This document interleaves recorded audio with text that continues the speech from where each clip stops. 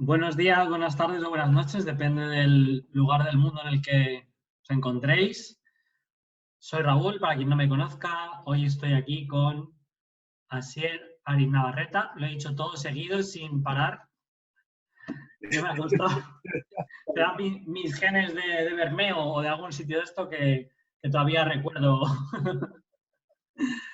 un poco los apellidos vascos. ¿Qué tal? ¿Cómo estás?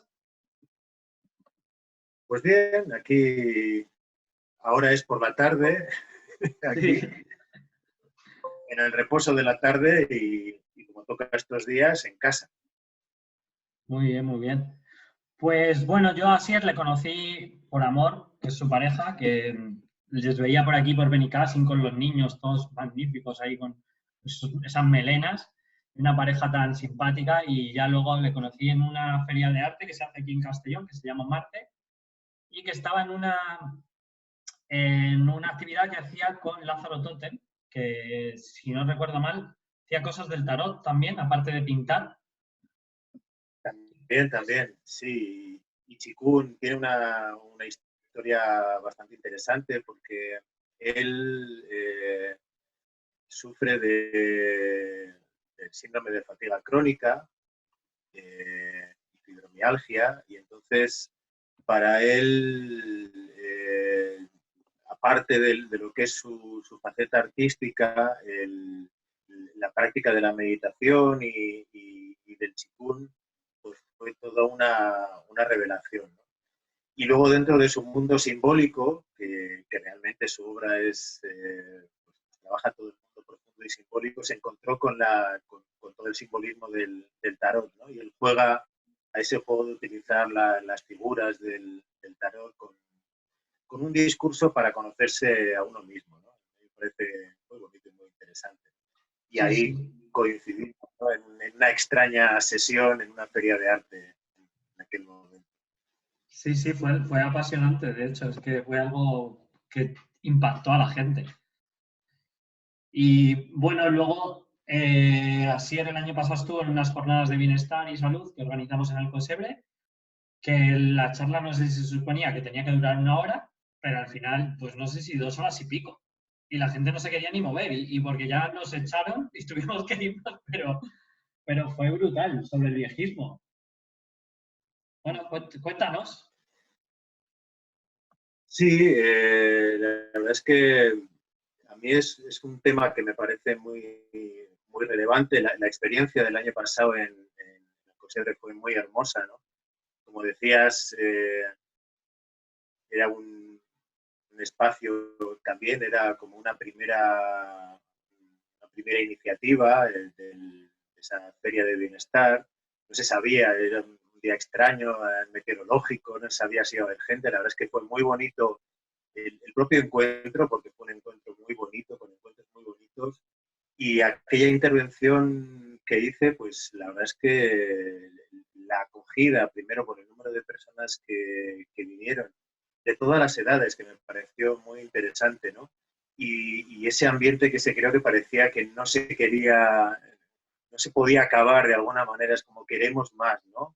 Queremos profundizar más en esto, queremos ir más allá. Entonces, fue muy hermoso. El tema del viejismo creo que es una de las grandes lacras y uno de los grandes problemas que tenemos en la sociedad.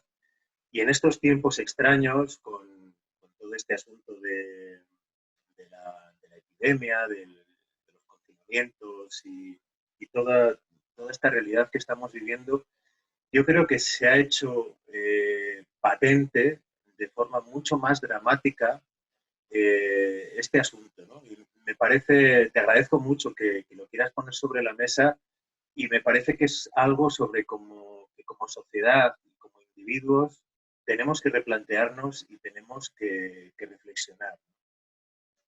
El viejismo al final es un modo más de discriminación, entre tantos modos de discriminación en los que estamos inmersos los seres humanos, ¿no? Eh, eh, Discriminados por raza, por sexo, por género, por ideología, por economía, por educación. pero uno de los motivos de discriminación que hay y en el que estamos es la discriminación por la edad. Y concretamente, dentro de la discriminación por la edad, está esto que llamamos el viejismo. Es un término que tampoco tiene tantos años. Creo que en torno al año 68-69, un tal Butler le dio definición a este concepto de viejismo, ¿no? Como todas las actitudes y todas las prácticas que de alguna manera mostraban el rechazo, el temor, el desagrado, la negación o incluso el ejercicio de la agresión o de la violencia con personas mayores, ¿no? Al fin y al cabo, un prejuicio, un estereotipo, entre tantos, como digo, con los que convivimos cotidianamente, aunque muchas veces no queremos darnos cuenta o queremos cerrar los ojos a nuestros prejuicios, a los estereotipos con los que funcionamos, ¿no? Pero bueno, que al final son actitudes que adquirimos socialmente, adquirimos culturalmente y con las que vamos generando unas imágenes mentales con las que simplificamos la realidad para hacerla algo manejable. Desafortunadamente, muchas de esos estereotipos o de esos prejuicios o de esos aprendizajes de alguna manera van en nuestra contra, ¿no? Van en nuestra contra como seres humanos por la humanidad que se nos supone y van en contra de la sociedad en la que vivimos, ¿no? Y este que decimos del viejismo a mí me parece especialmente grave, ¿no? Es algo complejo porque, como decía, tiene raíces históricas, tiene raíces culturales, sociales y ideológicas, ¿no? Pero al final van todas a lo mismo. Es como devaluamos la dignidad, devaluamos la presencia, devaluamos el derecho a ser y a vivir de las personas mayores.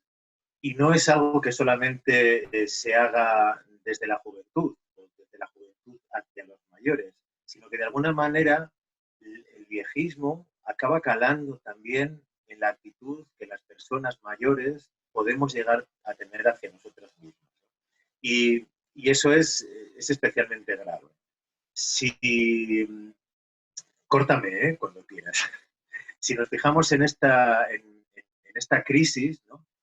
Los primeros discursos dentro del marasmo de confusión de noticias, de informaciones que llegaban, cuando empezó tímidamente a llegar aquí la información sobre la epidemia, de una manera indignantemente natural o naturalizada, se hablaba de una gripe extraña que solo mataba a los viejos.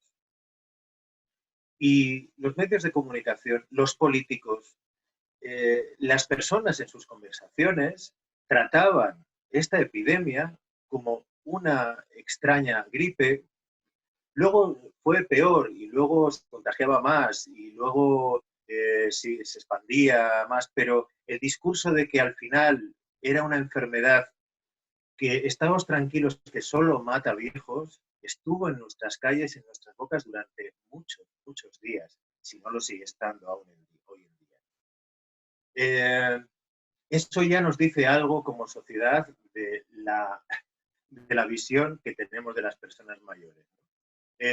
Durante estos días se han oído muchas brutalidades en todos los sentidos, ¿no? Pero con lo que estamos hablando, hay quien ha calculado los muertos en pensiones. Veintitantos mil muertos a un 70% mayores de 65 años, pues estamos hablando de 23.000 pensiones menos que si las calculamos, esos datos se han manejado. Nos hemos visto impactados con la política o con el hecho de las residencias de ancianos, que se han convertido en auténticos mataderos, en auténticas ratoneras de muerte, sin medios y en las que con esta crisis también hemos podido ver todos los déficits que tenían y hemos podido retratarnos también como sociedad, una sociedad que utiliza unas instituciones para aparcar a esa parte de la sociedad con la que de alguna manera se siente molesta. Y se siente molesta por muchísimas razones, ¿no? Pero es como que Concretamente, en estos tiempos, el viejismo en algunas de sus características ha mostrado la peor de las facetas. Y ha mostrado la peor de las facetas sobre todo y desafortunadamente con una naturalidad, hablando de algo tan grave, una naturalidad que espanta de alguna manera a la conciencia. Sí, estaba de hecho intentando buscar una noticia que había leído, que era no sé cuánto porcentaje de muertos en Cantabria habían sido en residencias de ancianos, no solo a lo mejor de gente mayor, sino también trabajadores. Y claro, Cantabria, que es una zona muy montañosa, pues que con menos núcleos urbanos, pues se puede llegar a comprender que haya sido así. Pero yo quiero hacer, o sea, inciso sobre todo en lo que has dicho. Yo cuando empezó todo esto estaba en Cataluña con un equipo de fútbol de China, profesional. Un 25 de enero yo lo recogía en el aeropuerto de Barcelona. Y bueno, vivimos un par de casos de dolores estomacales, tal, con fiebre que pensamos que podía ser peor y que podía ser esto. Y aquí en España eso se tomaba a la ligera, ¿no? Se decía que era una gripe. Y yo mismo decía, yo no tengo miedo, pero bueno, me voy a cuidar el sistema inmune, sobre todo eso. Pero sí que echábamos de menos el que no se incidiera sobre todo en el cuidado y en la prevención, sobre todo de la gente mayor, en lugar de ya alarmar a la sociedad, que no se alarmó en ese momento, que fue también o sea, un fallo porque luego se ha alarmado demasiado, pero yo también era diciendo, bueno, esto solo pasa a gente mayor. Y inconscientemente también estaba haciendo ese acto, que lo hemos hecho muchísimas personas, de decir, bueno, si solo afecta a gente mayor no pasa nada. Porque es como, bueno, está pasando lejos, no me pasa a mí, no le pasa a nadie mío cercano, porque no tengo ya gente mayor a mi alrededor porque han muerto, ¿no? Pero sí, me parece que hay veces que pecamos y ponemos números en lugar de personas. Y me parece muy interesante eso que dices, porque cuando le pones nombre a las tragedias o le pones nombre a lo que pasa, ahí sí que nos toca en el corazón porque realmente nos sentimos esa persona o esa cercanía. Y ahí sí, Claro. y creo que es una sociedad que tenemos que es muy adultocentrista. Hace poco lo hablaba con una amiga, con Cristina, en el tema de la educación. ¿Cómo puede ser que haya colegios o sitios donde sea para niños en los que a lo mejor el botón del ascensor esté a un lugar a donde ellos no pueden acceder? O el manillar de la puerta del baño, ¿no? Sí. Entonces, Sí, de esto que dices, claro, hay dos cosas, ¿no? El nivel de conciencia que tenemos como individuos y como sociedad y los obstáculos para la conciencia que tenemos como individuos y como sociedad, ¿no? Las cosas que podemos y no podemos ver, las cosas que queremos y no queremos ver y las cosas que sabemos y no sabemos ver.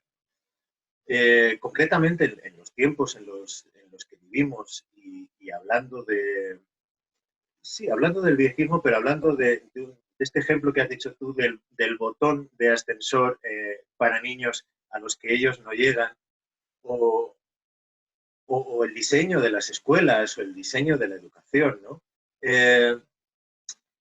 Vivimos en una sociedad que está diseñada por una, una parcela muy concreta de la sociedad, que es la mediana edad, ¿no? La pronta mediana edad, ¿no? Hay una que son quienes, o que somos de alguna manera, aunque yo ya estoy yéndome bastante hacia arriba, quienes tienen la capacidad de tomar decisiones, quienes tienen el poder, quienes manejan la economía, quienes están gestionando las instituciones y están gestionando la política. Y es como que, de alguna manera, toda la sociedad se diseña en función de las ideas, de los deseos, de las perspectivas de la vida que tiene una franja de edad que está en la mitad.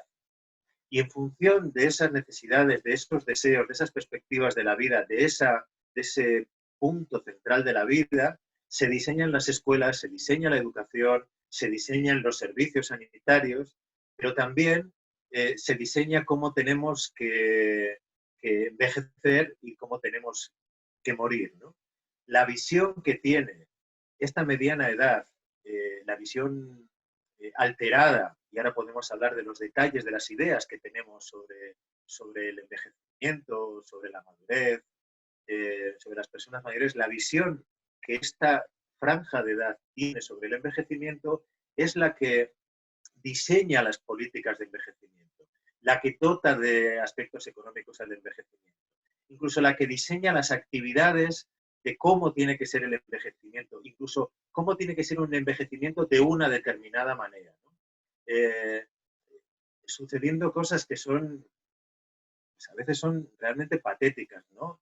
Estos conceptos nuevos que en apariencia nos los compramos como algo bonito, ¿no? El envejecimiento activo, el envejecimiento saludable, estas imágenes de modelos maduros, sonrientes, haciendo ejercicio a cascoporro, corriendo por ahí, sonriendo, jugando, ¿no?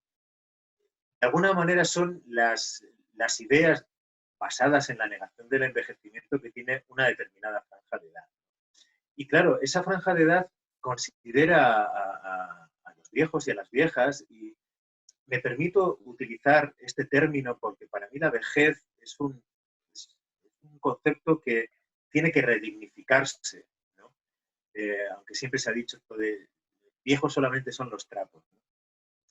Pero la visión que tiene esta mediana edad, o que tiene incluso esta sociedad en general, de la vejez, es que parece que las personas a partir de los 60, 65, 70 años son todos iguales, que no tienen capacidad de aprendizaje, que generalmente son personas enfermas. Y claro, como personas enfermas, además, lo que hacen es consumir muchísimos recursos públicos. Se entiende también, por tanto, que son personas dependientes. No aportan nada. Lo que hacen es consumir recursos, sus pensiones, sus gastos sanitarios, etcétera, pero no aportan a la sociedad.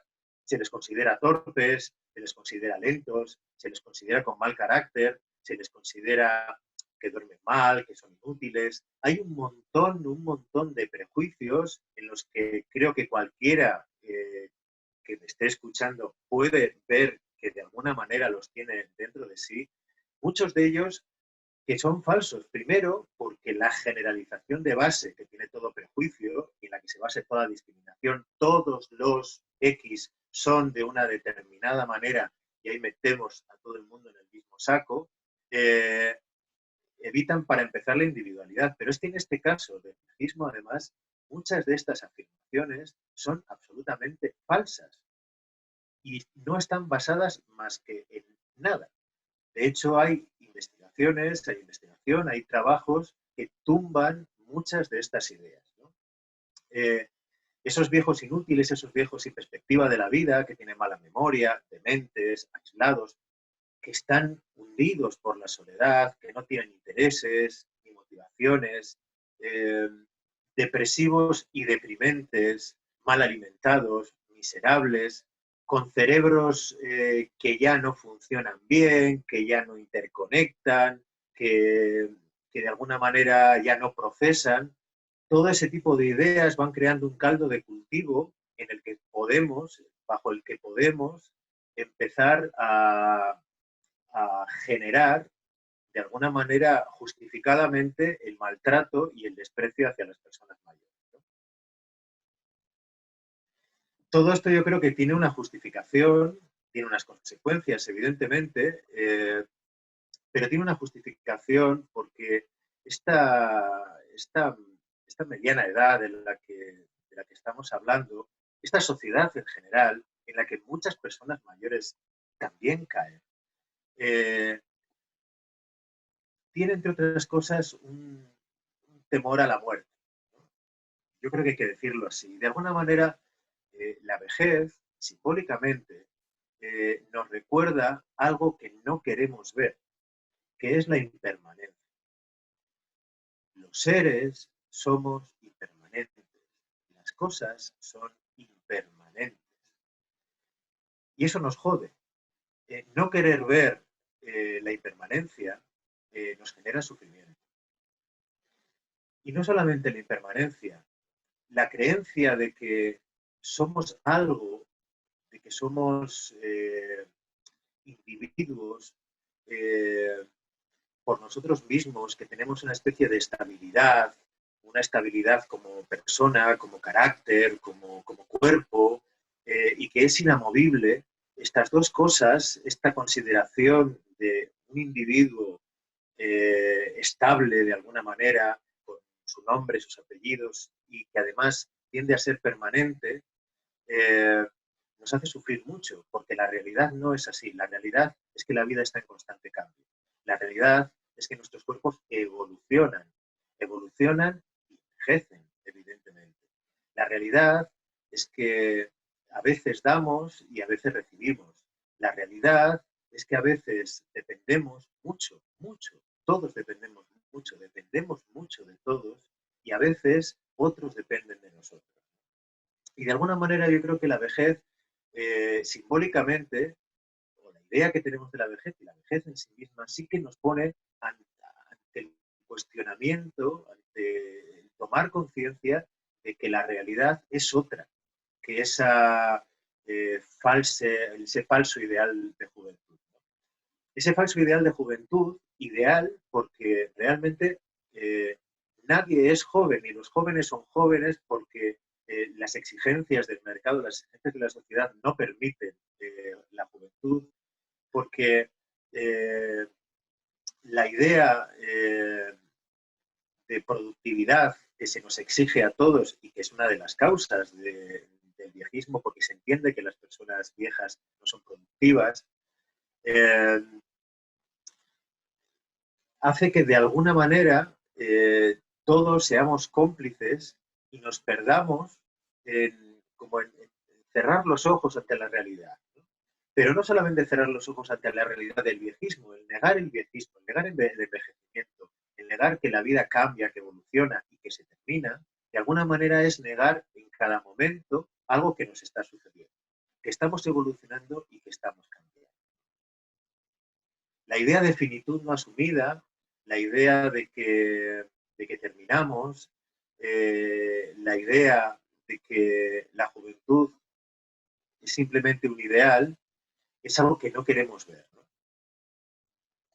Claro, es que esto es como muchas cosas que vivimos, ¿no? Que tenemos, lo primero, miedo a la vejez y a la muerte, sobre todo, porque no, cuando uno tiene miedo a la muerte es porque no ha vivido suficiente, yo creo.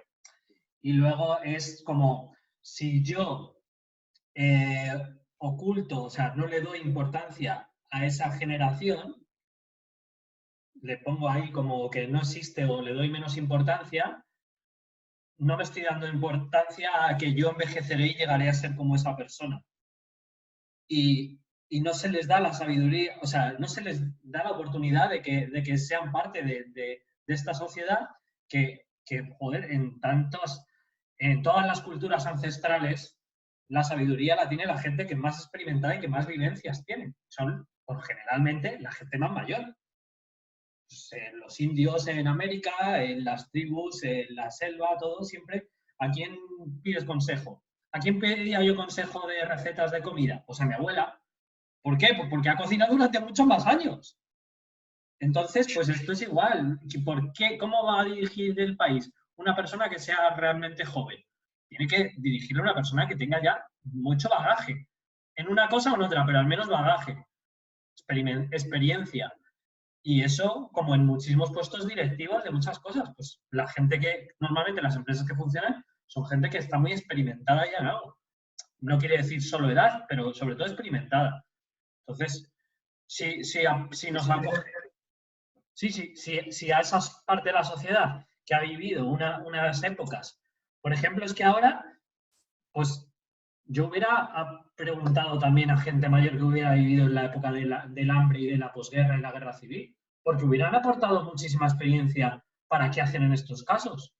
O gente militar que ha vivido guerras, porque habrán sabido cómo se maneja en esas situaciones, ¿no? No sé, no sé, no sé, es que... Sí, o sea, es evidente que cada etapa de la vida tiene sus características, ¿no? Hay modelos que nos hablan de las etapas de la vida y, claro, y cada etapa de la vida tiene sus aportaciones, tiene sus características y es bueno que cada etapa de la vida sea vivida con la mayor plenitud posible. Eh, no sé si puedo estar más o menos de acuerdo con que la vejez per se es una garantía de sabiduría.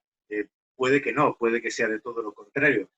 Al fin y al cabo es según cómo se haya vivido la vida también, ¿no? Pero bueno, como eso, cualquier etapa de la vida. No podemos dar por hecho, no podemos generalizar que la juventud es impetuosa o tragarnos, ¿cómo se dice esto? Piedras de molino o estereotipos como otro falso, el que los adolescentes son problemáticos y rebeldes, del que podemos hablar otro día. O sobre la infancia o sobre lo que sea. Cada etapa de la vida tiene su potencial y si estamos aquí, todos tenemos que aportar algo. El problema es cuando, de alguna manera, las ideas, la ideología, la visión del mundo de una etapa de la vida se solapa y dirige el resto.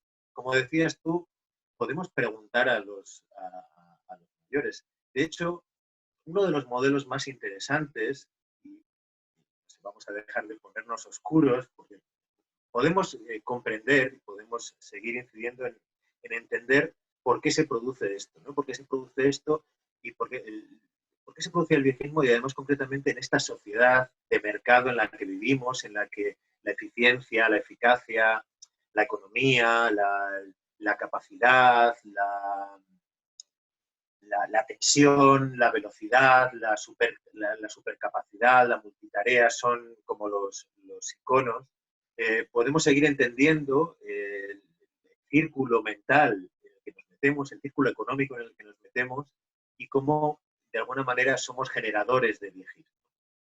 Pero también hay que buscar salida a esto y es la parte importante porque estamos hablando además de un 30 y pico por ciento de la población, aunque haya quien vea en este número una amenaza a la economía mundial, ¿no? Estamos hablando del 35% de la población. Cada etapa de la vida tiene sus características y una cosa importante que podemos hacer si queremos empezar a terminar con esto, ya no solamente preguntar a las personas mayores sobre su experiencia para afrontar cosas, que sí, que también, que nos pueden ayudar mucho, sino podemos empezar a diseñar los espacios, las actividades, las necesidades, las políticas, las economías para las personas mayores en función de la cosmovisión, de la visión del mundo, de la vida y de las necesidades que tienen las personas mayores, las personas maduras, las personas viejas. Esto es lo que hasta el momento todavía no ha sucedido o sucede muy tímidamente.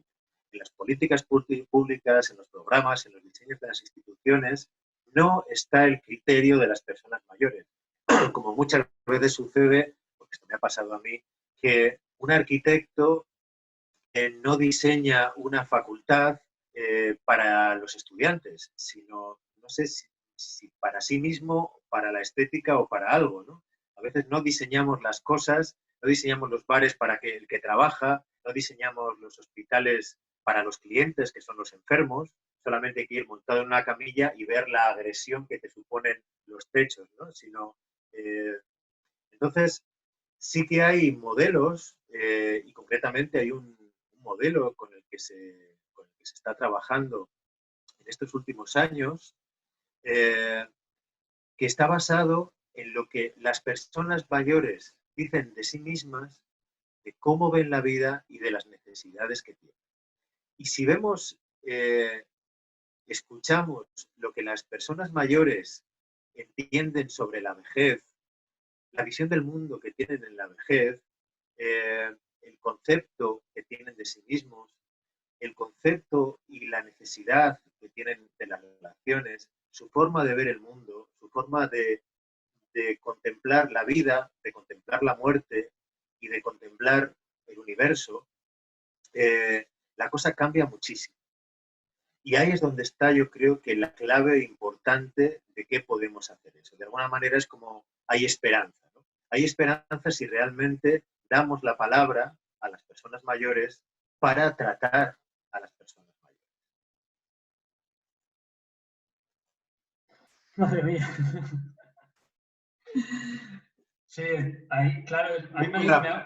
me ha gustado en lo que has dicho de maduros, porque no es lo mismo, sí, no es lo mismo gente mayor que madurez, y lo del tema de cosmovisión me parece muy interesante, que, es- que, bueno, que no se aplica mucho y no sé si puedes profundizar un poco ahí. Me gusta bastante porque últimamente se escucha mucho, Sí, pero depende de dónde venga. primero el concepto de madurez es interesante. La madurez, bueno, la madurez de alguna manera es algo inevitable, ¿no? Inevitable en el sentido de si lo comparamos con una planta, ¿no? Como se va desarrollando, va madurando y va produciendo una serie de frutos. Hay un ciclo en el que se va madurando. Es verdad que psicológicamente la madurez pues, puede tener determinadas etapas que se pueden ir superando, en las que uno se puede ir quedando atrás o enganchado, ¿no? Bueno, como individuos y como sociedad, porque a veces esas evoluciones posibles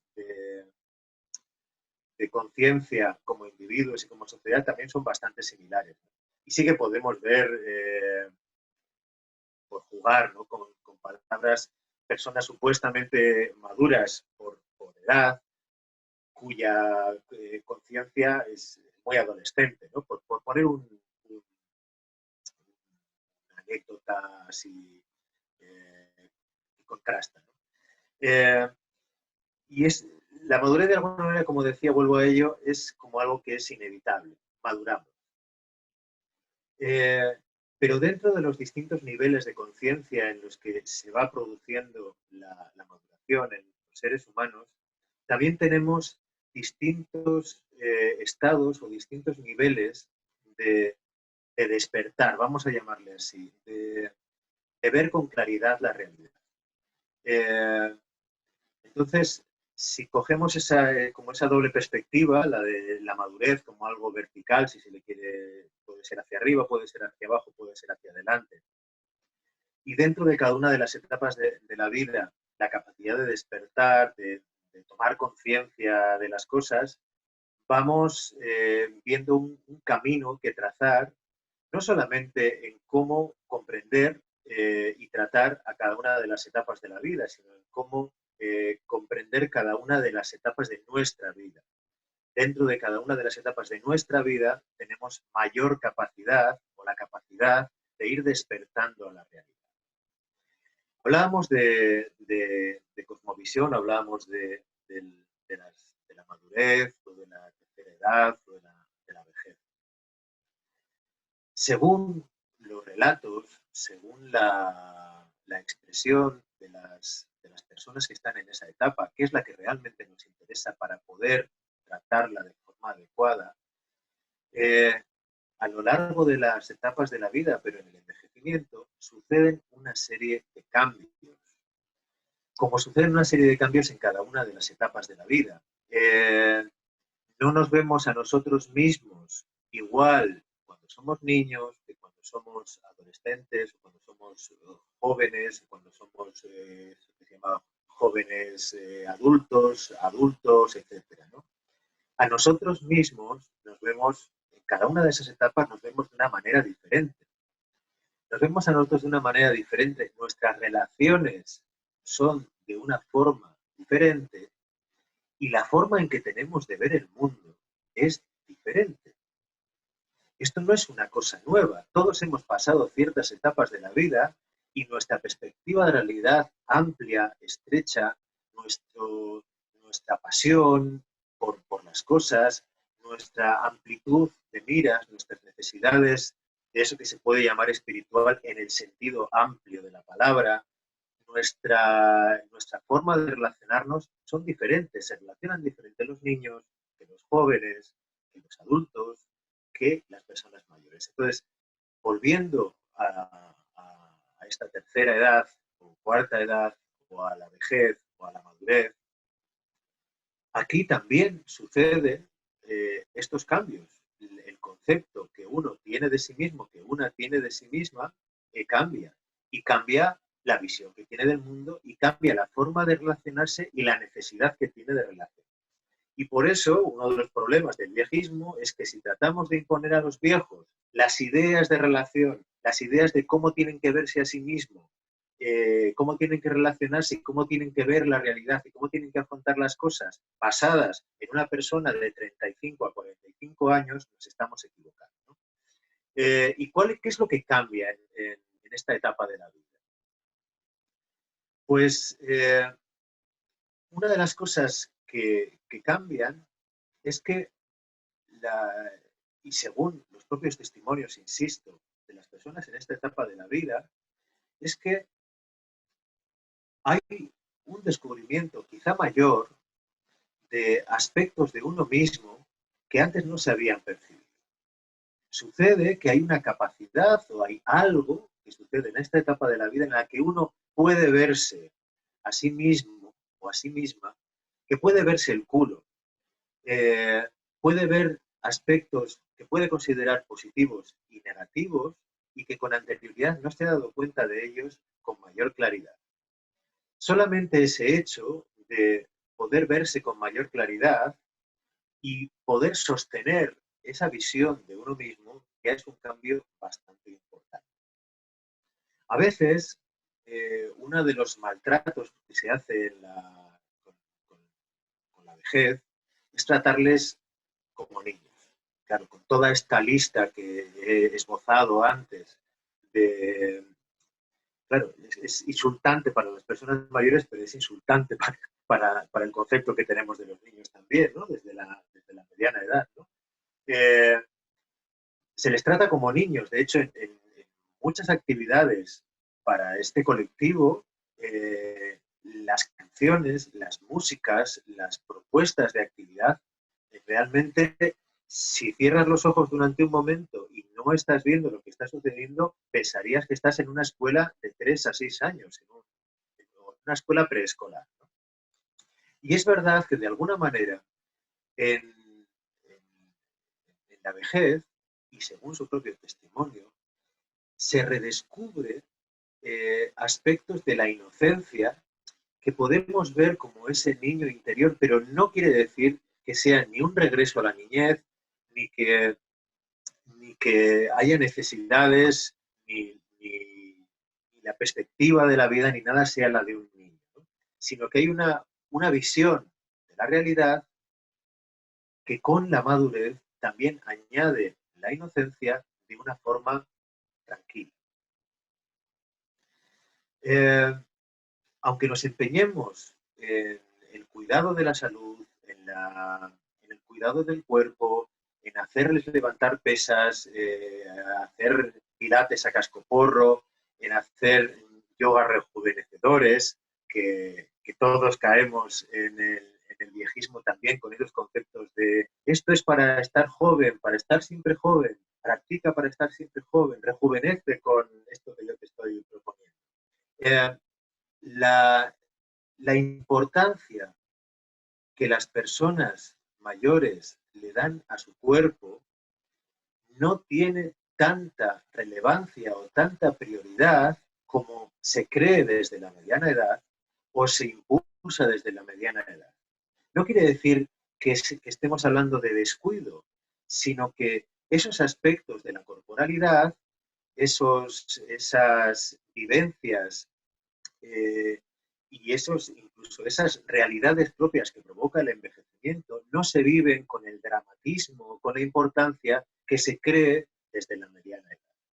Y esto es una cosa bastante importante.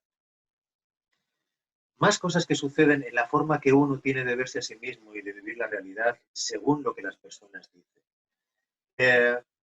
La capacidad de esa visión en perspectiva de la propia vida, no como aspectos sueltos, sino una visión de proceso, de trayectoria, una cierta sensación de unidad de todo lo que ha ido sucediendo en la vida y que me ha traído hasta el momento en el que estoy.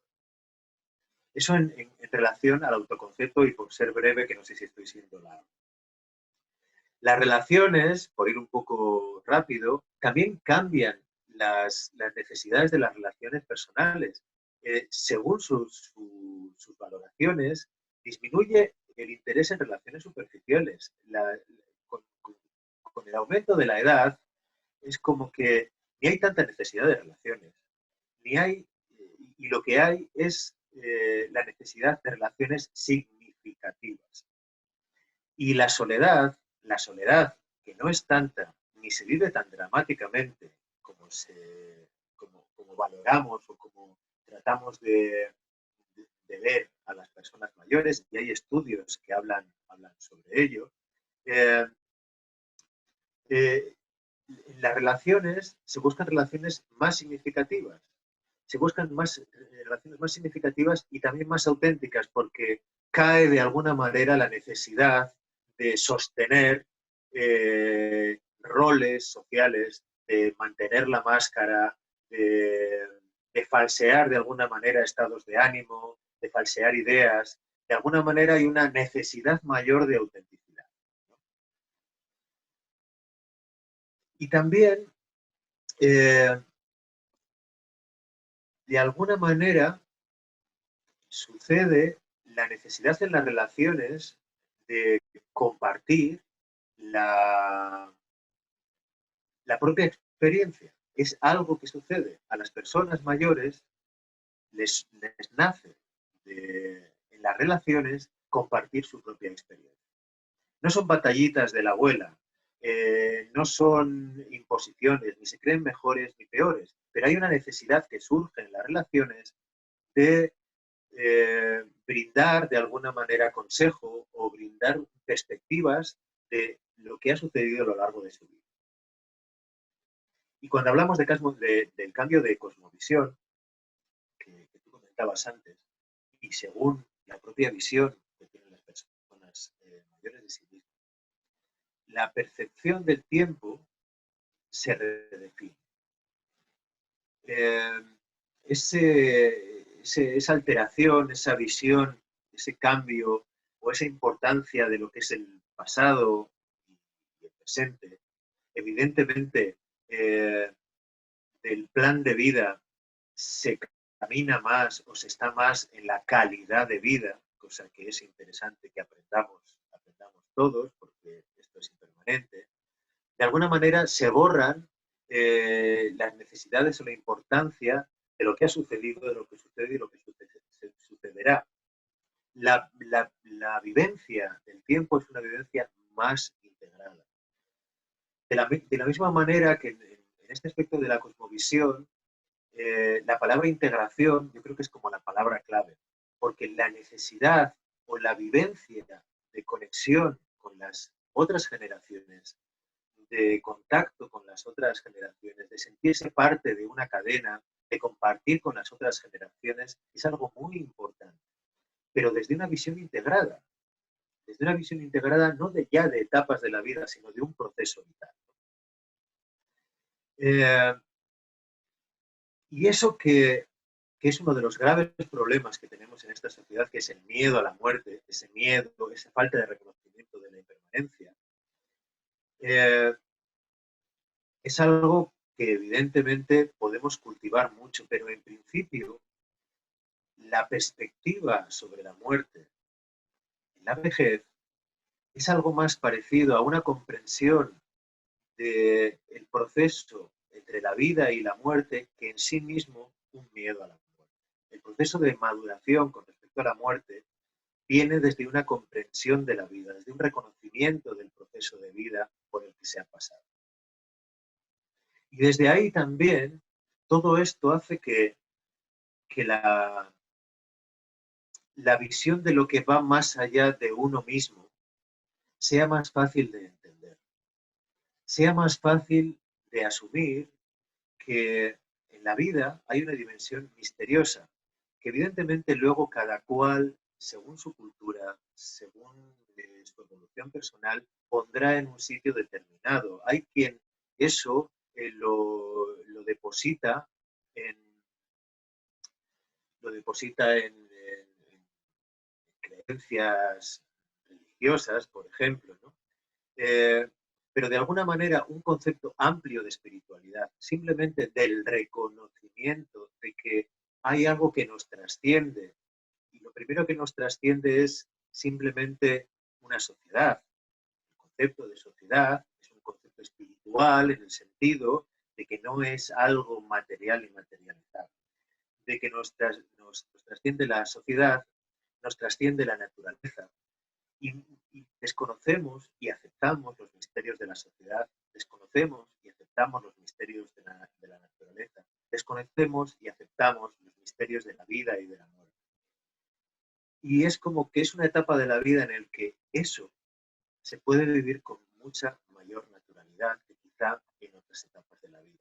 Y esto integrado, esto vivido, esto no asumido de forma prejuiciosa sobre el envejecimiento, incluso cuando uno está en el envejecimiento, hace que se puedan disfrutar las pequeñas cosas de la vida. Se dejen de buscar experiencias extraordinarias. Se deje de correr, de buscar pasión, de tener grandes deseos, sino de estar en lo que uno está.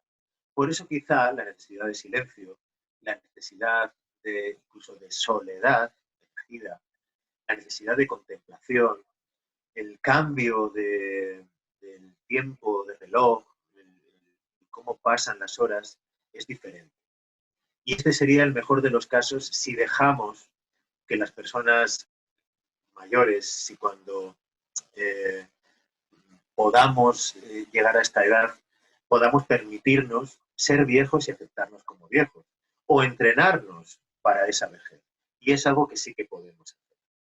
No sé si me he alargado demasiado, Raulillo, que te tengo ahí Claro, silenciado. está genial porque te iba a decir que nos dieras como una opinión final para terminar en base a esto y justamente me la has dado tú ya, pero ahora quiero que la extiendas si quieres, que era eso, estas personas nos están enseñando al resto, igual que los niños nos enseñan muchas cosas, estas personas nos están enseñando al resto a contemplar, a pararnos, a disfrutar de esas relaciones que son de calidad y que se busca otras cosas, a ir más despacio, a tener calidad de vida, a no tener mirar tanto por el físico y por la apariencia, sino disfrutar más de otras cosas y cuidar más a lo mejor pues la mente de una forma para que puedas tener esas conexiones todavía de acordarte, de recordar eso que viviste y aportarlo, porque siempre da otra perspectiva. Y es eso, aportar otra perspectiva.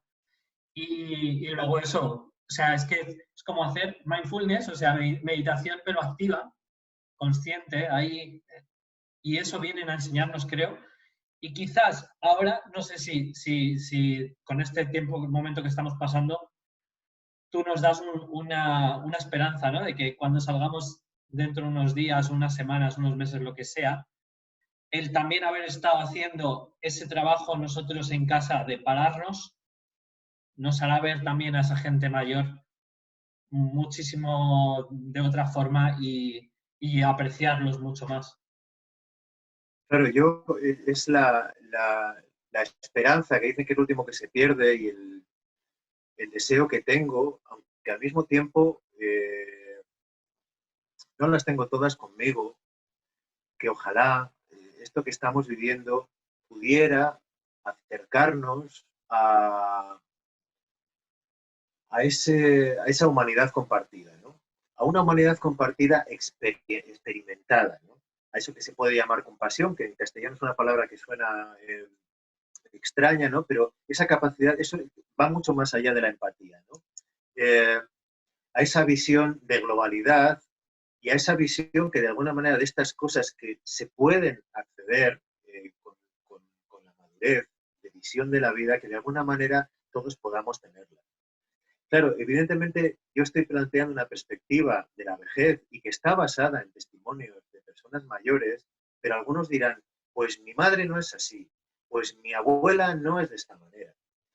Y es verdad que hay muchas personas mayores que responden al estereotipo que se les ha endiñado. Como lo hacemos prácticamente todos, psicológicamente es muy fácil. Si a alguien le estamos repitiendo constantemente que es un conejo y que es un conejo, le acabarán saliendo orejas. Si tú eres una persona muy pacífica y constantemente alrededor alguien se decide a tratarte como un amargado y como un reactivo, antes o después vas a saltar. Evidentemente, quizá tu madre, quizá tu padre, quizá tu abuela no sea así. Evidentemente hay personas mayores que han llegado al envejecimiento mal, que han llegado al envejecimiento respondiendo a los mismos perjuicios que ellos han tenido con el envejecimiento, que responden a un maltrato y el maltrato se puede hacer por acción o por omisión de una sociedad que no está preparada ni ofrece lo que necesitan las personas mayores o que son directamente maltratados. Entonces, ojalá podamos repensar y repensarnos a nosotros mismos, a nuestra sociedad, a nuestros valores y así poder también encontrar algo de conocimiento y de visión de la vida que nos pueden ofrecer las personas mayores y ofrecer la oportunidad a las personas mayores de que puedan vivir su vejez como les toca. ¿Y cómo se hace eso? Pues es fácil y es difícil, pero de alguna manera lo podemos hacer todo. Y esto es una cuestión de cultivar la conciencia, de cultivar la visión, de cultivar la claridad. Y eso se cultiva de forma muy sencilla. Hablabas de mindfulness, por ejemplo. Cuando hablamos de mindfulness, palabra que nos bombardea por todos los sitios, muy mal tratada también por muchos sitios, ¿no? Con mucha tontería respecto a lo que es mindfulness. Pero ¿de qué estamos hablando? Estamos hablando de nuestra capacidad de tomar conciencia, nuestra capacidad de darnos cuenta de que tenemos muchos condicionamientos y que funcionamos como máquinas, de que somos reactivos y que somos reactivas. Y la práctica de mindfulness lo único que nos hace, nos enseña que si uno cultiva la atención, una atención abierta, una atención no juiciosa, puede de alguna manera regular los procesos de atención que hay hacia adentro y hacia afuera. Puede regular los tiempos de respuesta y de reactividad. Puede regularse emocionalmente. Puede tomar una conciencia diferente de sí mismo. Esto se puede hacer en todas las etapas de la vida, pero llegar a la vejez con una capacidad de regulación emocional algo entrenada, con una conciencia de uno mismo algo mayor, y con lo que eso supone, si uno es capaz de ampliar, aunque sea mínimamente la mirada de sí mismo, de ver que todas las personitas de nuestro alrededor tienen también esas pequeñas limitaciones, esos condicionamientos que nosotros tenemos, y empezar a ver que somos una humanidad compartida, que somos algo más que pequeñas bolas individuales egoístas, probablemente estemos entrenándonos para tener una mejor vejez. Y, por supuesto, nos estamos entrenando para cuidar mejor a la vejez o para dejar que se cuiden mejor también y dejarles en paz en algunos momentos y para cuidar mejor a la infancia y para cuidarnos mejor a nosotros mismos. Estamos hablando de la capacidad de autorregulación, de respetar los ritmos de cada uno, de respetar las potencialidades que tiene cada etapa de la vida, porque cada etapa de la vida es muy importante. Pero la vejez es muy importante. Es muy importante porque es una etapa de la vida y es muy importante social, cultural y también económicamente. No nos equivoquemos. Pues con esto nos quedamos, que la vejez es muy importante y todo lo que has dicho. Y quería decir una frase que he visto en un blog tuyo que no sé de cuándo es, pero me ha gustado mucho y es: quizá la auténtica imaginación, contrariamente a la fantasía, consiste en ver la realidad de todos los días con la mirada del primer día, que creo que es de Octavio Paz. Y me ha gustado mucho porque yo cuando hice un curso de mindfulness me tocó una piedra que venía con un mensaje y era mente principiante. Me parece algo que los niños lo viven mucho y mucha gente ya vieja, mayor, también, y me parece fundamental para no juzgar, para hacer muchas cosas que nos ayudarán Sí, mucho y nos... esa sutil y suave capacidad de fascinarse con cada pequeña cosa, pero fascinarse incluso de uno mismo, de decir, hostia, qué cabezón soy, ¿no? De fascinarse con el movimiento del cuerpo, con una sensación, de fascinarse, de decir, qué limitada es mi mente, estoy despreciando a una persona simplemente por un prejuicio. Y con ello estoy siendo cómplice de un maltrato a todo un sector de la sociedad, a una tercera parte de la población mundial. También fascinarse de eso, porque a veces, contrariamente a lo que se vende con el mindfulness o con el trabajo de la conciencia, es como que es un camino de rosas, mariposas y felicidades. No, también hay mierda. Fascinarse es también darse cuenta de que hay obstáculos, de que hay dolor, de que hay prejuicios, de que hay maltrato. Si no hay conciencia sobre eso, no hay claridad. Y si no hay claridad, nos estamos haciendo y estamos haciendo daño. Simplemente que ojalá tengamos una sociedad más clara y una sociedad más calmada también desde esa claridad. Pues sí, que aporte luz, que aporte luz. Pues nada, agradecerte este momento y seguramente otro día haremos más porque tú tienes para, para mucho. Así que nada, mil gracias por este momento que me has hecho pasar y que todo este conocimiento que aportas, que es maravilloso. Pues gracias a ti, gracias a esta iniciativa y ya sabes, cuando quieras, me tiras un poquito de la cuerda y hablamos de cómo seguir cultivando la conciencia y de lo que podemos hacer con ello, desde la psicología, desde el mindfulness, desde lo que yo pueda aportar. Gracias. Muchas gracias.